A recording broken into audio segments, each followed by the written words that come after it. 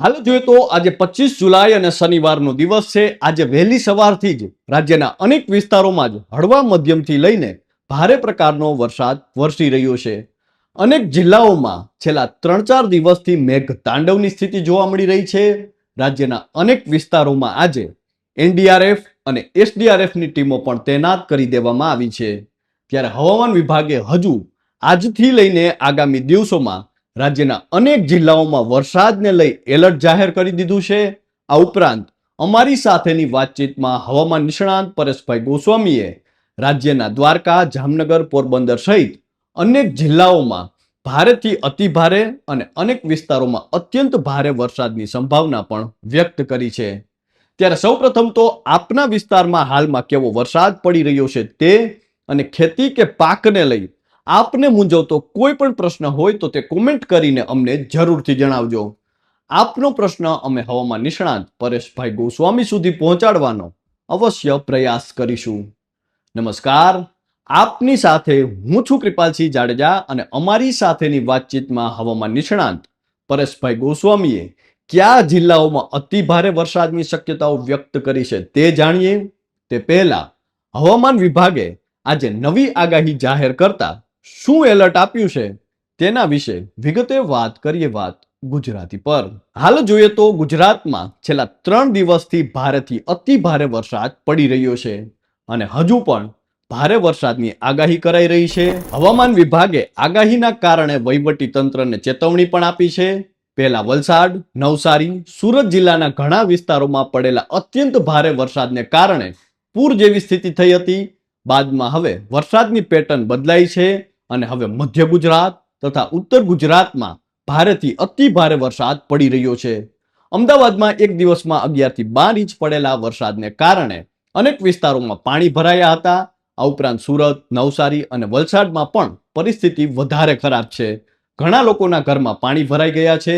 પૂરની સ્થિતિને પહોંચી વળવા માટે નવસારીમાં એનડીઆરએફની 3, એસડીઆરએફની 3 અને આર્મીની 2 ટીમો તૈનાત કરવામાં આવી છે।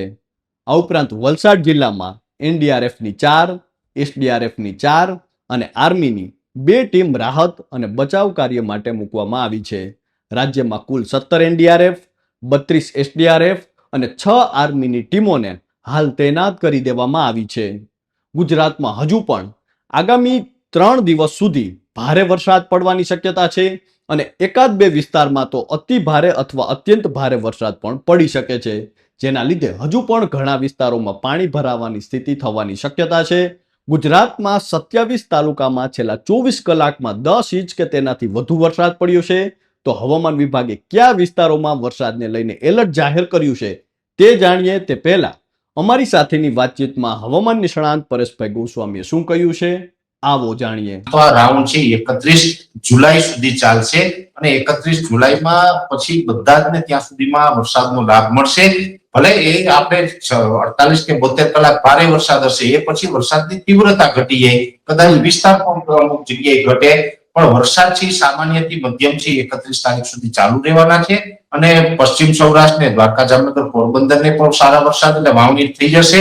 કચ્છમાં પણ સાર્વત્રિક વાવણી થાય તેવી શક્યતાઓ છે અને બીજા જિલ્લાઓ છે એમાં તો ઓલરેડી વાવણી લાયક છે, પણ હજી પણ ત્યાં વરસાદ પડવાનો છે।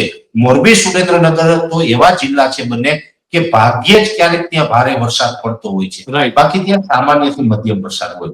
જો હું 2 દિવસથી મીડિયાના મારફતે વાત કરતો હતો, અમદાવાદ પણ એવું જ સેન્ટર છે।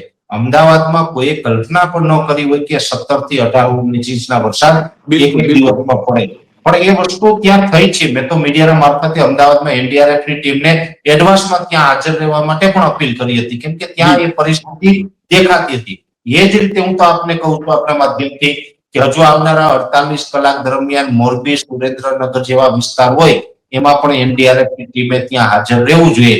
ત્યાં હજુ પણ ભારે વરસાદની સંભાવનાઓ છે અને એ 48 થી 72 કલાક પછી પણ વરસાદ કન્ટિન્યુ ચાલુ રહેશે। 31 તારીખ સુધીમાં બધા જ વિસ્તારને વાવણી લાયક વરસાદ થઈ જશે અને 31 તારીખ પછી આપણે કદાચ હળવું પડે તો 2-4 દિવસ હળવું દેખાશે।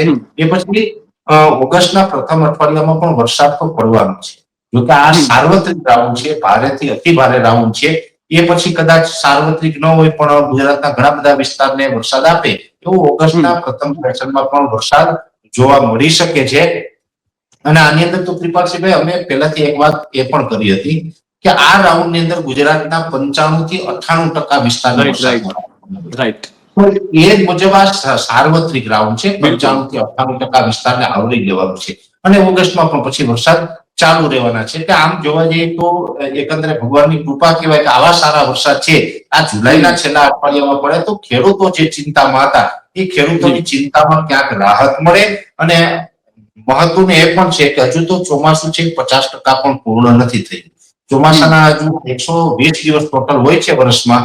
120 દિવસમાંથી આજે આપણે જોવા જઈએ તો 44 દિવસ આપણે પસાર કર્યા છે.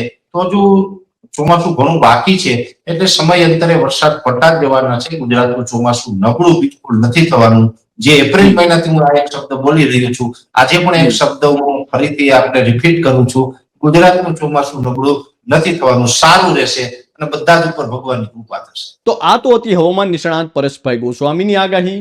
હવે હવામાન વિભાગની આગાહી વિશે જો વાત કરીએ તો હવામાન વિભાગે આજે રાજ્યના અનેક વિસ્તારોમાં વરસાદને લઈ રેડ, ઓરેન્જ અને યલો એલર્ટ જાહેર કરી દીધું છે. તેમાં સૌપ્રથમ જો જોઈએ તો ઉત્તર અને મધ્ય ગુજરાતના સાબરકાંઠા, મહેસાણા, અરવલ્લી, ગાંધીનગર, અમદાવાદ, ખેડા, મહીસાગર અને સુરેન્દ્રનગર જિલ્લામાં અત્યંત ભારે વરસાદની સંભાવનાને પગલે હવામાન વિભાગ દ્વારા રેડ એલર્ટ જાહેર કરવામાં આવ્યું છે. તો વાવ-થરાદ, બનાસકાંઠા, પાટણ, પંચમહાલ, દાહોદ, આણંદ, વડોદરા, છોટાઉદેપુર, ભરૂચ, મોરબી, રાજકોટ, બોટાદ, ભાવનગર અને અમરેલી જિલ્લાઓમાં ભારેથી અતિ ભારે વરસાદની આગાહી સાથે ઓરેન્જ એલર્ટ આપવામાં આવ્યું છે. આ ઉપરાંત કચ્છ, જામનગર, દેવભૂમિ દ્વારકા, પોરબંદર, જુનાગઢ, ગીર સોમનાથ, નર્મદા, સુરત, તાપી, નવસારી, ડાંગ, વલસાડ તથા દમણ અને દાદરા નગર હવેલીના વિસ્તારોમાં છૂટાછવાયા સ્થળોએ ભારે વરસાદની શક્યતાના કારણે હવામાન વિભાગ દ્વારા યલો એલર્ટ જાહેર કરાયું છે. તો હાલ તો બસ આટલું જ. ફરી હવામાનને લગતી તમામ અપડેટો આપના સુધી પહોંચાડતા રહીશું અને મળતા રહીશું વાત ગુજરાતી પર.